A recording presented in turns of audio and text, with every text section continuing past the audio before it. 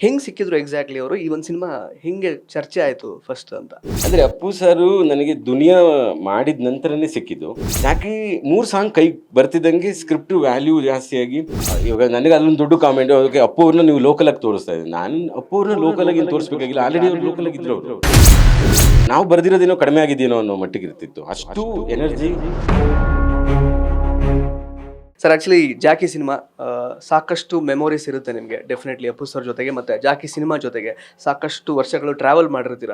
ಈಗ ಮತ್ತೆ after 15 years release ಆಗ್ತಾ ಇರುವಂಥದ್ದು ರೀಮಾಸ್ಟರಿಂಗ್ ಅಂತ ಏನೋ ಹೇಳಿದ್ದಾರೆ. ಆ್ಯಕ್ಚುಲಿ ಅದನ್ನು ಹೊರತುಪಡಿಸಿ ಏನೆಲ್ಲ ಹೊಸದಿರುತ್ತೆ ಆ್ಯಕ್ಚುಲಿ ನಾಡಿದ್ದು ರಿಲೀಸ್ ಆಗುವಾಗ ಅಂತ? ಹೊಸದು ಅಂದರೆ ಅದೇ ಸೌಂಡ್ ವಿಷಯದಲ್ಲಿ, ಮತ್ತೆ ಅಂದರೆ 4K ಅಂತ ಹೇಳ್ತಾ ಇದ್ದಾರೆ. 4K ಮತ್ತು ಇವತ್ತಿಗೆ ಸೌಂಡ್ಗೆ ಡೆಫಿನೆಟಾಗಿ ಅದನ್ನು ಒಂದು ಹಂತಕ್ಕಂತೂ ತಂದಿರ್ತಾರೆ. ಅಂದರೆ KRG ತೊಗೊಂಡಿದೆ, ತುಂಬ ಗ್ರ್ಯಾಂಡಾಗಿ ಅದನ್ನು ಮತ್ತೆ ಒಂದು 120 ಥಿಯೇಟ್ರು 150 ಅಂತಿದ್ದಾರೆ. ಆ ಥರ ರಿಲೀಸ್ ಆಗುತ್ತೆ. ಅಂದರೆ ಅಪ್ಡೇಟೆಡ್ ಸಿಗುತ್ತೆ ನಿಮಗೆ. ಅದೆಲ್ಲದಕ್ಕಿಂತ ಅಂದರೆ ಅಪ್ಪು ಅವ್ರನ್ನ ಮತ್ತೆ ಆ ರೀತಿ ಸ್ಕ್ರೀನಲ್ಲಿ ನೋಡೋದು, ಅಂದರೆ ಅದು ಟೋಟಲ್ ಪ್ಯಾಕೇಜ್ ಒಂದು ಕಮರ್ಷಿಯಲ್ ಸಿನಿಮಾ ಆಗಿರೋದ್ರಿಂದ ನಿಮಗೆ ಅದು ಎಂಜಾಯ್ಮೆಂಟ್ ಅಂತೂ ಮೋಸ ಇಲ್ಲ. ಅದು ಮತ್ತೆ ಮತ್ತೆ ನೋಡ್ಬೋದು ಆ ಸಿನಿಮಾನ. ಸರ್ ಇನ್ನು ಆ್ಯಕ್ಚುಲಿ ನಿಮ್ಮ ಜರ್ನಿ ಬಹಳ ವರ್ಷಗಳ ಹಿಂದೆ ಶುರುವಾಯಿತು, ಬಟ್ ಆಲ್ಮೋಸ್ಟ್ ಒಂದು 4-5 ಸಿನಿಮಾ ಆದ ನಂತರ 6ನೇ ಸಿನಿಮಾ ಆಗಿ ನಿಮಗೆ ಆ್ಯಕ್ಚುಲಿ ಈ ದೊಡ್ಡ ಮನೆ ಅಂತ ನಾವೇನು ಹೇಳ್ತೀವಿ ಆ್ಯಕ್ಚುಲಿ ಅವ್ರ ಜೊತೆಗೆ ಸಿನಿಮಾ ಮಾಡುವಂತಹ ಒಂದು ಅವಕಾಶ ಸಿಗುತ್ತೆ.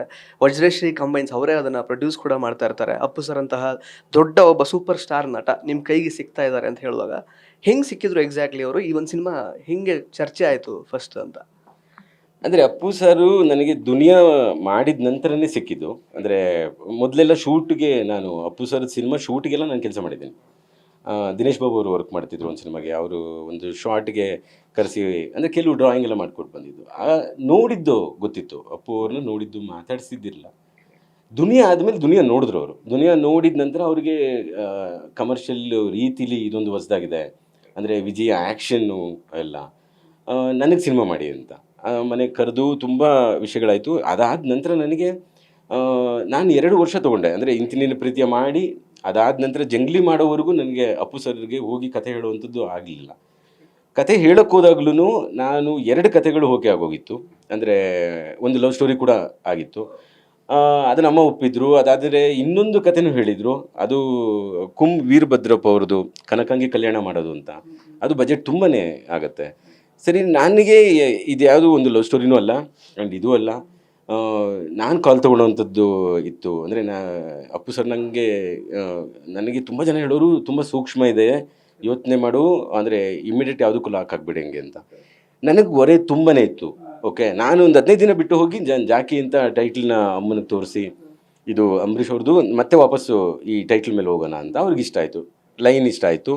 ಅದಾದ ನಂತರ ಹ್ಯೂಮನ್ ಟ್ರಾಫಿಕಿಂಗ್ ತಂದು, ಅಥವಾ ಒಂದು ಸ್ವಲ್ಪ ಹಳ್ಳಿ ಪರಿಸರಕ್ಕೆ ಮ್ಯಾಚ್ ಮಾಡಬೇಕು, ಮತ್ತು ನಮ್ಗೆ ಈ ಥರ ಸಾಂಗ್ಗಳು ಬೇಕು, ಎಲ್ಲ ಇಸ್ ಅ ಪ್ಲ್ಯಾಂಡ್. ಓಕೆ, ಅಲ್ಲಿ ಯೋಗರಾಜ್ ಸರ್ ಬರ್ತಾರೆ, ಯಕರಾಜರಣಿ ಶುರು ಆಗುತ್ತೆ.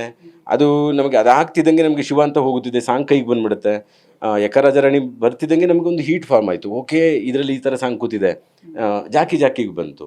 ಜಾಕಿ 3 ಸಾಂಗ್ ಕೈಗೆ ಬರ್ತಿದ್ದಂಗೆ ಸ್ಕ್ರಿಪ್ಟ್ ವ್ಯಾಲ್ಯೂ ಜಾಸ್ತಿಯಾಗಿ, ಅಂದರೆ ರೈಟಿಂಗ್ ಡಿಪಾರ್ಟ್ಮೆಂಟಲ್ಲಿ ಅವಾಗ ನಮಗೆ ಒಂದಷ್ಟು, ಅಂದರೆ ವಿಕಾಸ್ ಅಂತ ನನ್ನ ಕೆಲಸ ಮಾಡ್ತಿದ್ರು, ಸೀನಿ ಅಂತ ಒಬ್ಬರು ನನ್ನ ಹಿರಿಯರಿದ್ರು, ಆ್ಯಂಡ್ ಇನ್ನೊಬ್ಬರು ಅವರು ರಾಜೀವ ಅಂತ ನನ್ನ ಹಿಂದಿನಿಂದ ದುನಿಯಾಗೆಲ್ಲ ಇದ್ದವರು.